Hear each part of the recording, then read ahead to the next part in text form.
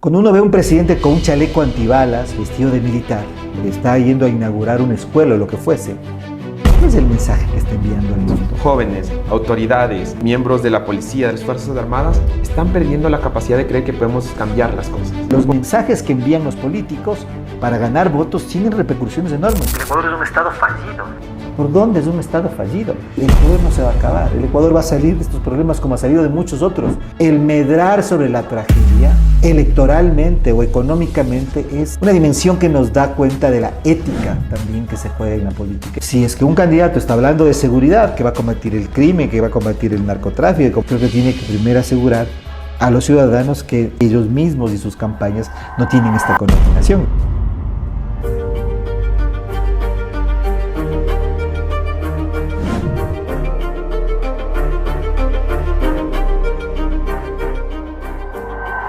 Y bienvenidos a este segundo capítulo de Visiones Estratégicas, un espacio en donde reflexionamos sobre seguridad y defensa, anteponiendo lo importante antes que lo urgente, y por eso hoy tenemos un invitado fantástico. Hoy tenemos justamente a César Montúfar acompañándonos, un personaje muy reconocido y que además hoy se ha dedicado a pensar respecto a la situación del Ecuador en un tema específico que vamos a tratar sobre el rol de las Fuerzas Armadas. Y antes de entrar un poco en el paper, César, yo quisiera primero invitarte a presentarte, pero esta vez voy a hacerlo de una manera un poco distinta porque ya has tenido mucho tiempo además de poderte presentar públicamente, pero tal vez presentarte desde tú, ¿qué soñabas desde pequeño? ¿Quién era este César Montúfar de pequeño? ¿Qué soñaba ser de grande? Bueno, muchas gracias, Luis, un gusto y realmente un placer estar aquí en la Fundación Konrad Adenauer y poder conversar contigo. Bueno, ¿qué soñaba? Muchas cosas, ¿no? Pero yo soy todavía un fanático del fútbol. Creo que entre las muchas cosas que quería hacer cuando era niño era ser futbolista. ¡Wow! Yo dormía con la pelota de fútbol, o sea, era verdaderamente un hincha apasionado. Lo que nunca entendí en mi vida es por qué en secundaria, en vez de entrar a ser futbolista, a practicar fútbol y a ser seleccionado de mi colegio, más bien me dediqué al atletismo.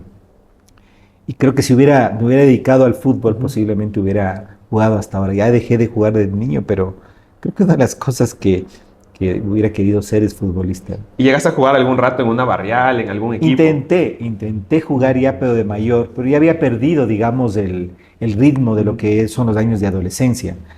Y llegué a ser suplente en todos los partidos, iba a todos los entrenamientos, pero finalmente quedaba de suplente. Y en las ligas barriales, como tú sabes, se contratan jugadores, entonces los buenos vienen sobre el partido. Sí. Y entonces, cuando llegaban los buenos, yo ya estaba excluido en el banco y me acuerdo que mi mitad de campeonato desde la banca, después ya me despeché. ¿A qué edad dijiste ya el fútbol no es mi camino? No, yo creo que más bien nunca dije eso, pero al pasar a secundaria, de la primaria a secundaria, más bien entré al club de atletismo del colegio. Y entonces eso ¿En qué colegio estudiaste? En el americano. En el americano. Entonces eso hizo que en realidad mi pasión por el fútbol, porque tenía una pasión por el fútbol, no se canalizara como deporte, ¿no? Después, una anécdota muy linda de mi vida cercana al deporte fue que desde los 15, 16 años, comencé a trabajar en un programa de televisión, tú no debes acordarte porque eres muy joven, que se llamó Ronda Deportiva. Okay. En el Canal 8, el primer y tal vez único programa deportivo que había. Yo comencé a trabajar como asistente de camarógrafo y después de camarógrafo. Entonces tuve el honor y una dicha de haber trabajado y haber conocido de cerca a Pancho Moreno, wow. Alfonso Lazo Bermeo. Y realmente es uno de los recuerdos así más lindos que tengo, de cercanía al deporte, de cercanía al fútbol, bueno, en general a todos los deportes. ¿Y hincha de algún equipo? Por supuesto, el Deportivo Quito. El Deportivo Quito, entonces ahí con un corazón fuerte. Un doble corazón. Un doble corazón. Los de Quito tenemos dos corazones. Claro, es así, uno para amar y otro para sufrir, esa es la frase, ¿no? Sí. Y bueno, ahora sí entrando un poco más en este tema y saliéndonos de hablar un poco de ti, entrar un poco en también lo que tú has preparado y este estudio que tú has presentado, que además yo creo que es muy interesante porque nos obliga a abstraernos un poco desde la situación jurídico-situacional, ¿no es cierto? Que es lo que justamente nos haces tú este planteamiento en este estudio, y nos comienzas a hablar de algo bien importante que es el rol que tienen las Fuerzas Armadas dentro del país y la visión o la doctrina desde la cual se le está viendo de una visión mucho más fáctica. ¿Nos podrías conversar un poquito más del contenido de lo que encontramos en este estudio? Bueno, tal vez lo primero que tendría que decir es que para entender los problemas de seguridad que hoy tiene el Ecuador, sí hace falta una perspectiva histórica de más largo alcance. Por supuesto que desde más o menos del 2018 en adelante, el Ecuador vive una situación muy compleja de seguridad y que tiene múltiples facetas. Algunas que son evidentes, visibles, que nos golpean día a día, y otras que son subterráneas, que no se ven y que de una u otra manera han ido copando la institucionalidad. Pero esto no es el resultado de los 3, 4 últimos 5 años, digamos. Esto viene desde mucho tiempo atrás. Entonces, en realidad lo que me parece fundamental, y ese es un poco el esfuerzo que estoy haciendo en el marco de la Universidad Andina, Simón Bolívar, donde trabajo.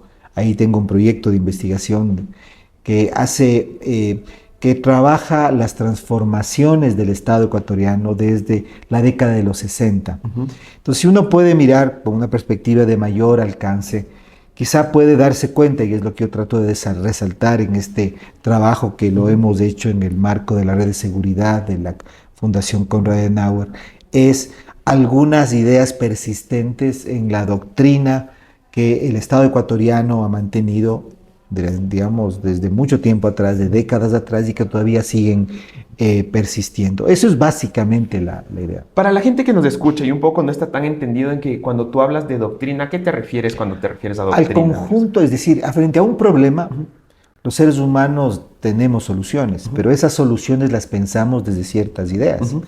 En algunas veces ideas mucho más estructuradas, teorías, grandes perspectivas, narrativas o incluso ideologías.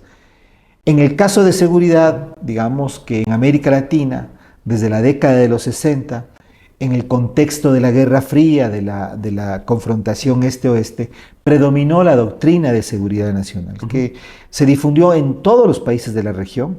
En el Ecuador, desde 1964, cuando se aprueba la Ley de Seguridad Nacional, la primera ley de seguridad en el Ecuador, al mismo tiempo se aprueban otras leyes muy similares en otros países.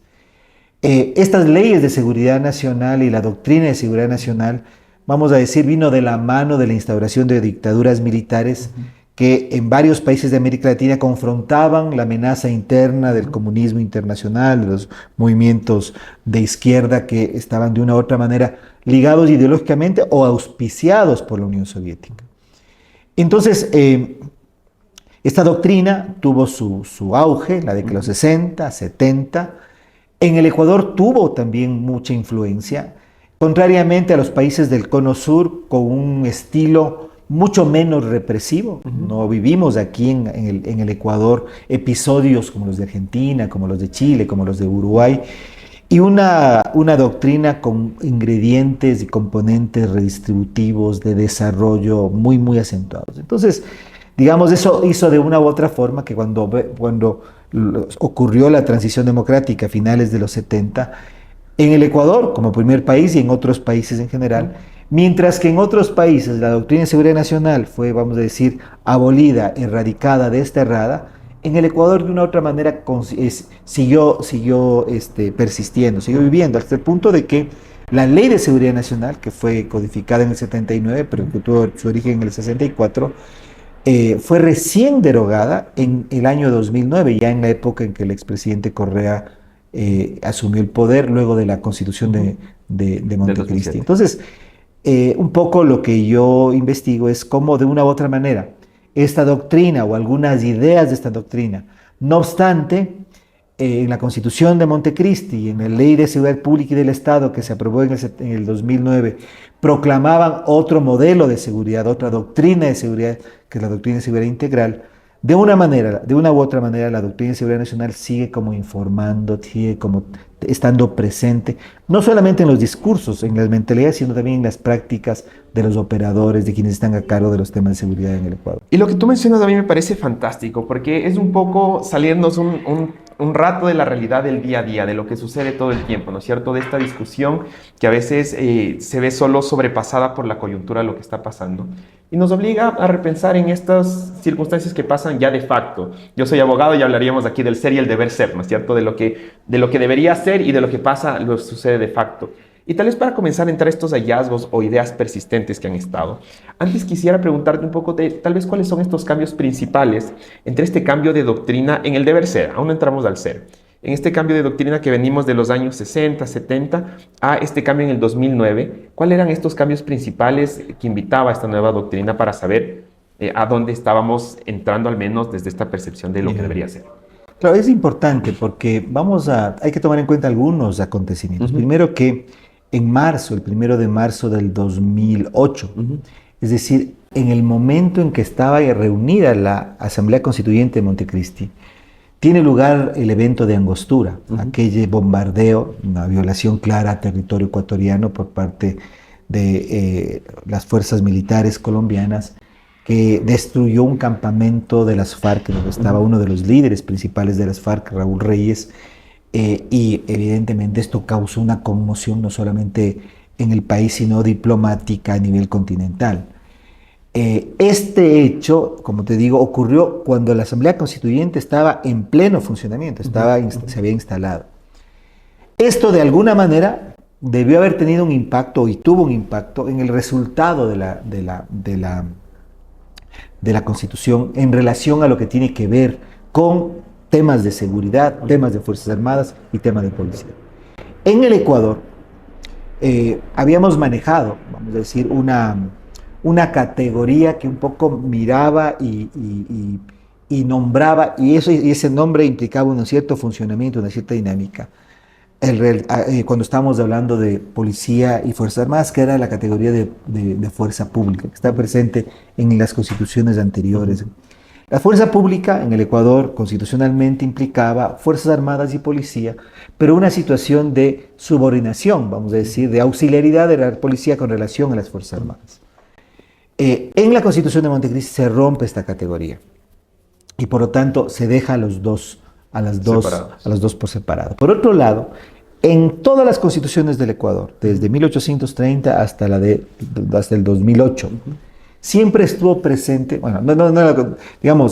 estuvo presente la noción de que las fuerzas militares, y más claro desde la Constitución de 1906 en adelante, que las Fuerzas Armadas tenían el papel de garantes del ordenamiento jurídico en el país. Entonces, de una u otra forma, esta función que hoy cumple la Corte Constitucional, digamos, de un Estado constitucional, la cumplían las Fuerzas Armadas de una u otra manera, no sino explícitamente esta norma puesta en la Constitución.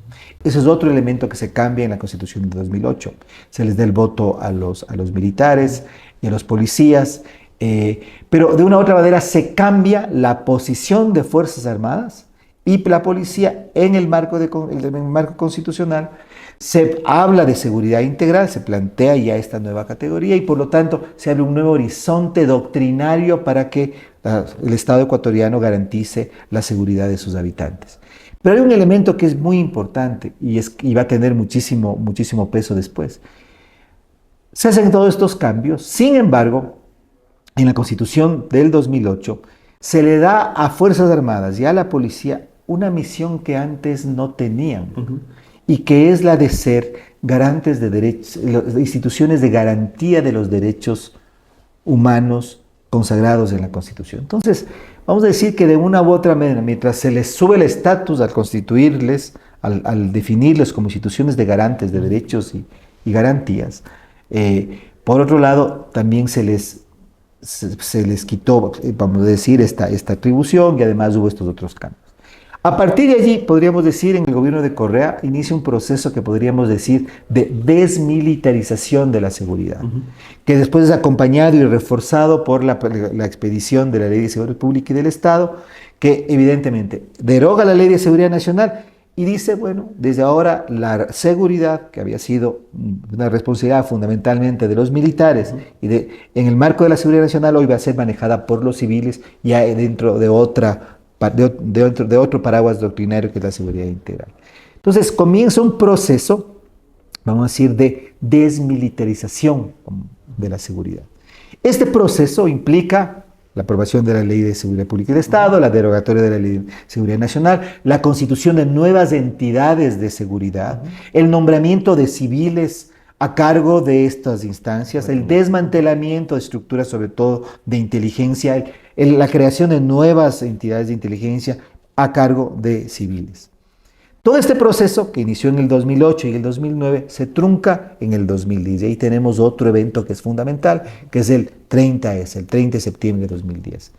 Y es bien importante aquello porque de una u otra forma los hechos se dan, yo creo que de forma premeditada, no creo que haya sido algo planificado, pero pareciera que fue eventual, fue cómo los hechos se dieron.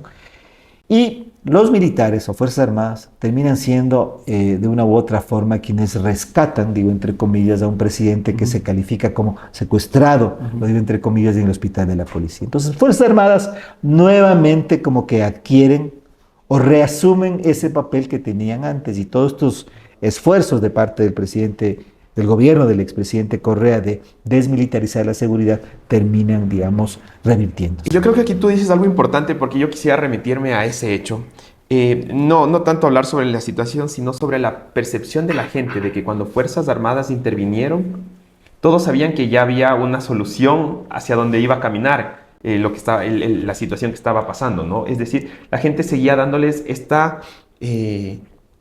valoración, no sé si de mediadores, pero de quien determina en caso de un conflicto hacia dónde se va a inclinar la balanza.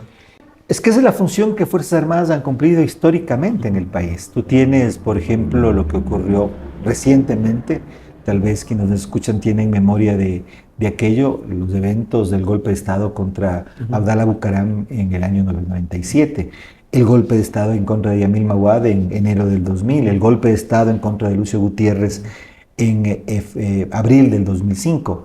En los tres momentos, tú ves que conflictos políticos, crisis políticas derivan o son resueltas por el arbitraje militar.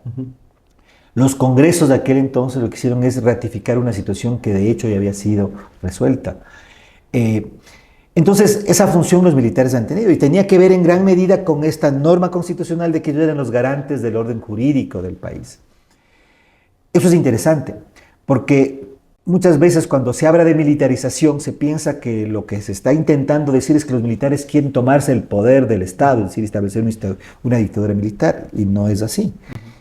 También se tiende a pensar que cuando se habla de estas funciones de arbitraje y tutelaje militar, nos referimos a que en realidad estamos hablando de fuerzas armadas represivas que quieren ir a cometer actos de violación a los derechos humanos, como ha ocurrido en otros países, en Argentina, en Brasil, en el Cono Sur en general, en Centroamérica, en Colombia, en Perú. Y no es así. Entonces, porque hay que entender las características peculiares de las Fuerzas Armadas ecuatorianas y la forma como la doctrina de seguridad nacional creó una nueva versión en el país, como creó en otros países. Cada país tuvo su propia versión. Pero entonces, lo que hay que ver es que estos cambios que el correísmo intentó hacer entre el 2008 y el 2009, de una u otra forma, abortaron por lo que sucedió el 30 de septiembre. Y de allí... ¿Y es que había algún riesgo ahí en si se seguía ese proceso para ellos? Porque un poco interpretar la situación, tú dices, abortaron ese proceso. ¿Y por qué tú interpretas que ese Porque en realidad el Estado civil, digamos, no tenía la capacidad, creería yo, o los gobernantes entendieron que no tenía la capacidad para, sin este concurso central de las fuerzas militares, poder resolver los problemas de seguridad que se venían dando en el país. Pero creo y eso hace que desde ese momento, pero desde el 2004 ya con mucha más claridad, estas reformas que se establecieron en la Constitución de Montecristi y en la Ley de Seguridad Pública y del Estado comienzan a revertirse.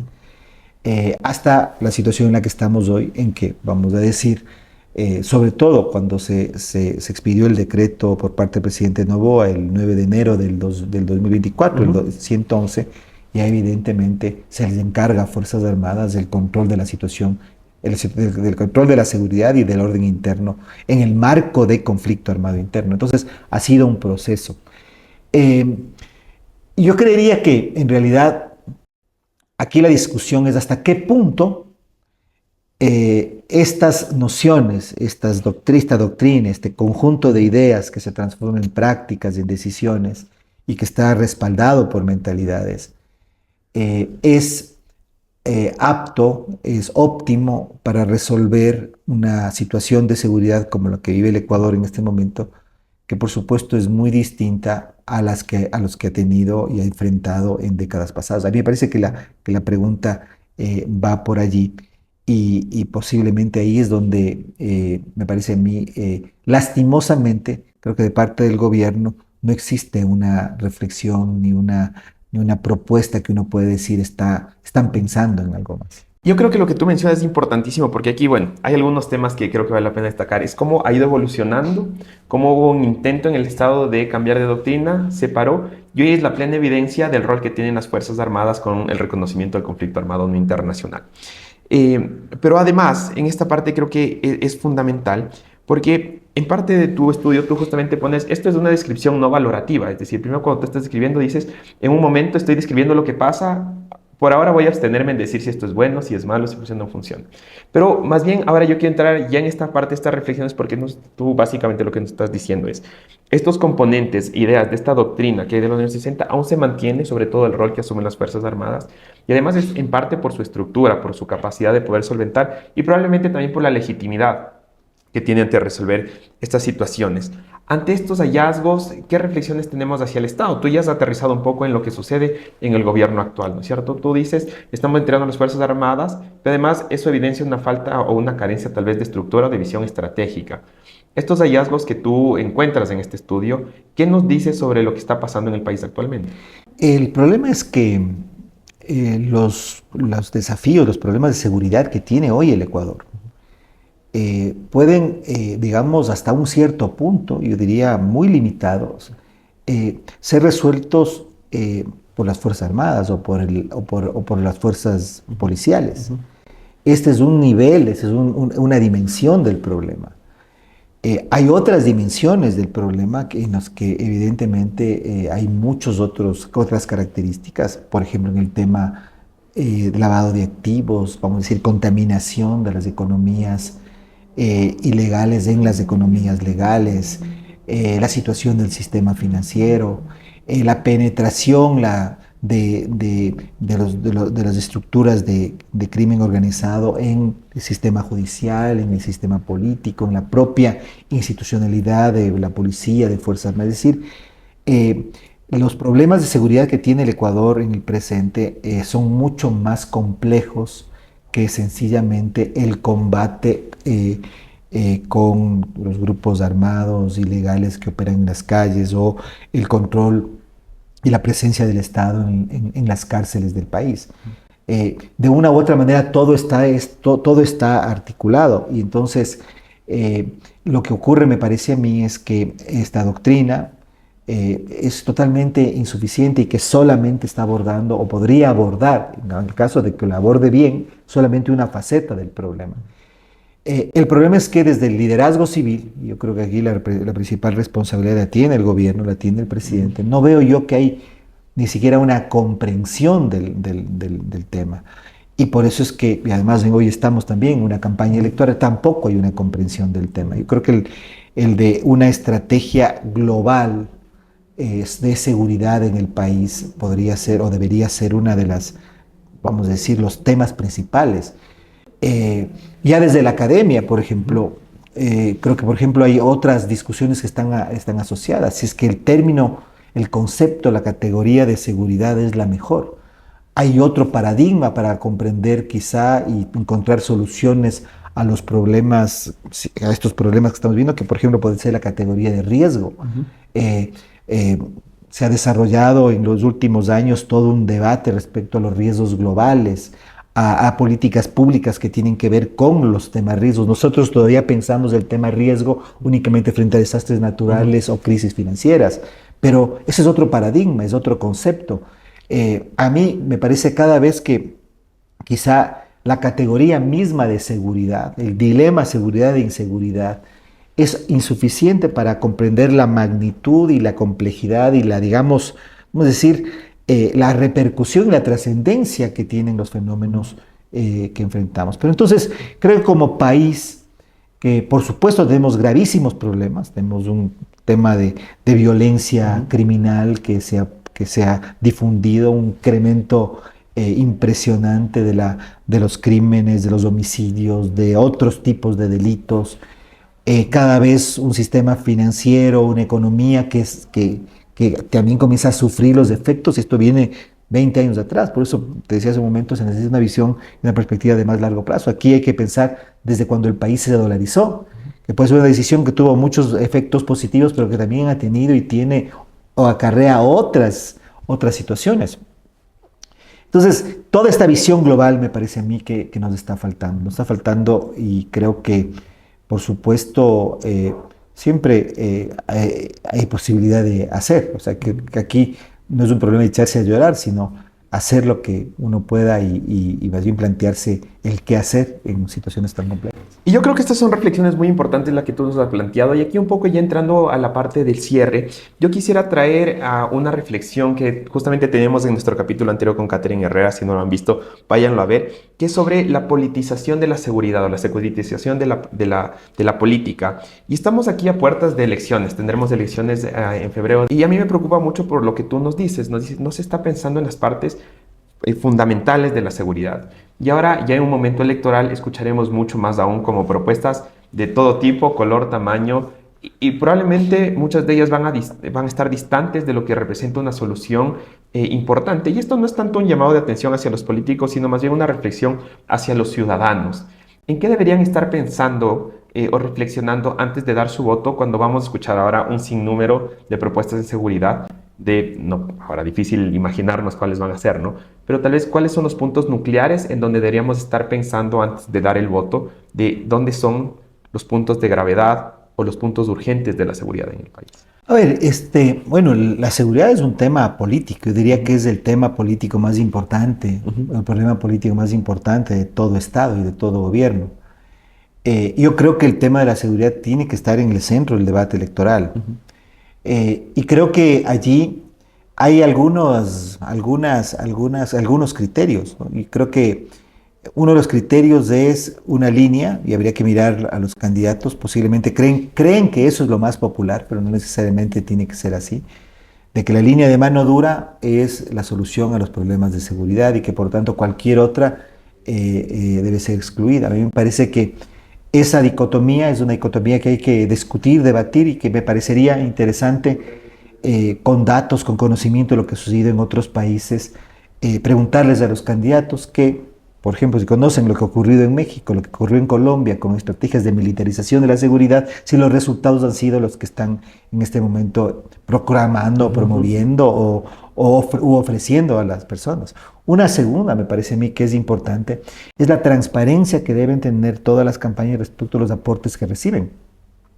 Porque una de las formas más expeditas, la principal, de contaminación del crimen sobre las organizaciones políticas o en las organizaciones políticas a través del financiamiento electoral.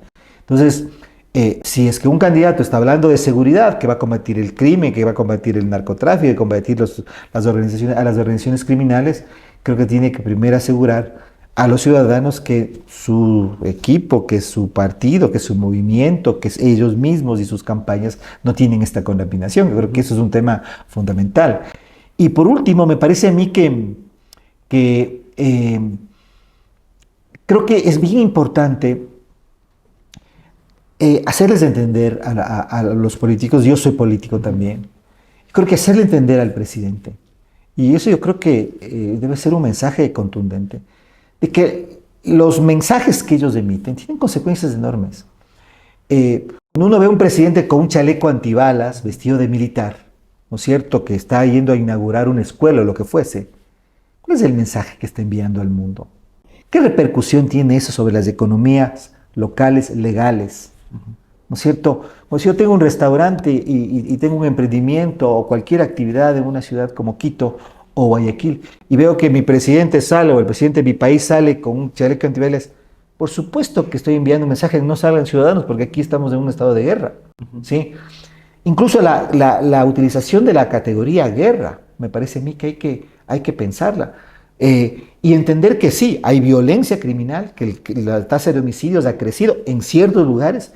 Por supuesto que no puedes decir, qué bueno que se queden allí. No, es un problema del país, pero aquí hay que entender que en realidad la situación es mucho más compleja, mucho más matizada, y que los mensajes que envían los políticos para ganar votos tienen repercusiones enormes. Yo creo que ahí el presidente Noboa ha hecho un muy mal papel. Es decir, Él tiene que enviar un mensaje, por supuesto, de firmeza, pero también de tranquilidad. Tiene que enviar un mensaje que diga, estamos trabajando, no solamente desde una perspectiva militarizada, sino en global, y el país puede seguir funcionando, debe seguir funcionando. No porque yo quiero un voto más, entonces voy a enviar una imagen nacional e internacional que hace daño a los sectores legales a los que tendría que proteger. La protección del país no es únicamente un problema a la integridad personal, ni en el discurso, es una protección que tiene que ir mucho más allá. Y yo creo que lo que tú nos estás mencionando es importantísimo y con esto tal vez voy a entrar ya al mensaje final con el que quisieras dejarnos. Pero antes comentarte algo que nosotros como CAS hemos venido recorriendo con un proyecto que se llama Ruta Ecuador, el país. Ya lo que nos hemos dado cuenta es que profesores, alumnos, jóvenes, autoridades, miembros de la policía, de las Fuerzas Armadas, están perdiendo la capacidad de creer que podemos cambiar las cosas. Y un poco existe este aire de resignación. Y yo creo que eso es un mensaje muy importante. Y es que tenemos que estar convencidos que podemos estar mejor, que podemos cambiar las cosas y vamos a estar en un mejor momento. Es un momento duro en el país, pero si todos ponemos el hombro, vamos a encontrar mejores días para el Ecuador y vamos a poder cambiar la realidad actual a un mejor momento. Y con esto, César, invitarte tal vez a una reflexión final. Sí, o sea, yo creo que tenemos que cambiar un poco el lenguaje. Porque el Ecuador tiene muchísimos y gravísimos problemas, pero no es que estamos hundidos ni hundiéndonos. Siempre tenemos esta tendencia a la exageración. Incluso he escuchado algunas veces, el Ecuador es un estado fallido. O sea, ¿por dónde es un estado fallido? Tenemos gravísimos problemas. Estamos en un lugar geográfico donde el principal productor de cocaína es nuestro vecino. O sea, digamos, yo quisiera que, o sea, más bien yo diría, hay que apostarle a las fortalezas, a la capacidad de resiliencia, al trabajo, a la innovación que tenemos los ecuatorianos. Es decir, me parece que no hay que desconocer los problemas, hay que adentrarse, comprenderlos y fijar las soluciones que hay que fijar, por supuesto, siempre un tema de ensayo y error, porque no hay solución perfecta. Pero me parece que tenemos que los ecuatorianos también reivindicar esa capacidad que tenemos, esa resiliencia, esa fuerza que tenemos. Y el Ecuador no se va a acabar. El Ecuador va a salir de estos problemas como ha salido de muchos otros. Quizá este desafío es distinto, es diferente, tiene una connotación, porque por supuesto la violencia criminal es algo a lo que no hemos estado acostumbrados y es terriblemente duro. Pero creo que también hay cosas muy buenas, positivas, que se están haciendo bien y que tenemos que también fortalecer. Entonces hay que mirar esto en totalidad y eso hay que pedirles a los candidatos. Es decir, el medrar sobre la tragedia electoralmente o económicamente es, yo diría, una característica, vamos a decir, una dimensión que nos da cuenta de la ética también que se juega en la política. Y creo que allí también debe haber un mensaje para quienes hacen política y yo soy, por supuesto, también política. Y me quedo con ello y me quedo además con estas reflexiones importantes. Si quieren conocer más, pueden hacerlo dentro del paper. Esto lo pueden encontrar en la página de CAS Ecuador. Pueden buscarnos también en todas nuestras redes sociales. Les invitamos que les sigan también a nuestro experto en nuestras redes sociales que van a aparecer acá abajo. Y bueno, pues recordarles que siempre estamos reflexionando sobre estos puntos importantes. Compartan, den like y recuerden que la democracia es responsabilidad de todos. Hasta un próximo capítulo. Muchas gracias, César. Gracias a ti, Luis.